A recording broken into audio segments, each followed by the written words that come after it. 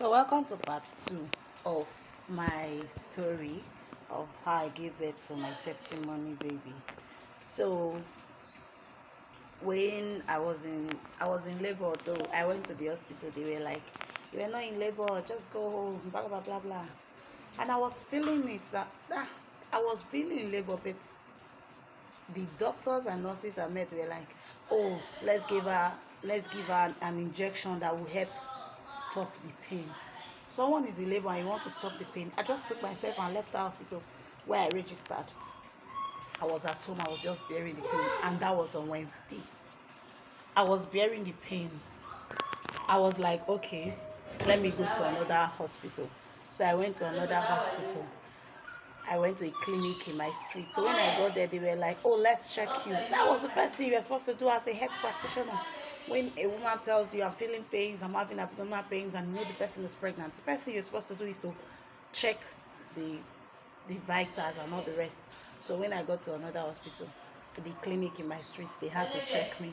They knew that I was 2 cm dilated. They said, you're 2 cm dilated. It's like this thing has been like this for a long time and infection has already entered the body. So what I'm going to do now, we're going to place you on treatment.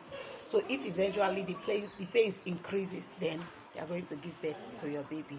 But if the pains does not increase, we'll know what to do about it. So that was I started the treatment on Wednesday evening. On Thursday the pains were so intense. I had to say, okay, let me do my baby's hair. I made my neighbor's hair on that day too. I helped my neighbor to complete her hair actually. So around is 11, around 11, that's it should be 11:50 something p.m. on that same Thursday after finishing my daughter's hair. So okay, let me go back to the hospital.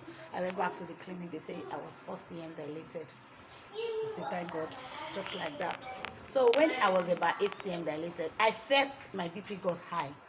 I was feeling so weak. I didn't tell them because I know if I'm going to tell them, they are going to place me on CS. So I just told them I needed Sprite to drink. They said, okay, give her hot one. I drank Sprite, I vomited, and I became very okay. So after drinking Sprite, I became very okay. That was I was 10 cm already. So when it was time for delivery, the water just burst by itself and everywhere was smelling.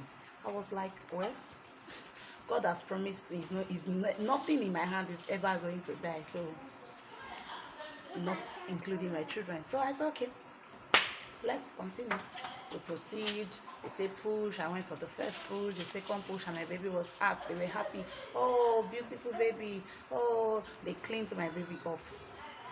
Only for them to deliver the placenta, and they saw that it was rotten. Yes, I had to be placed on uh, strong antibiotics, injections, and drips.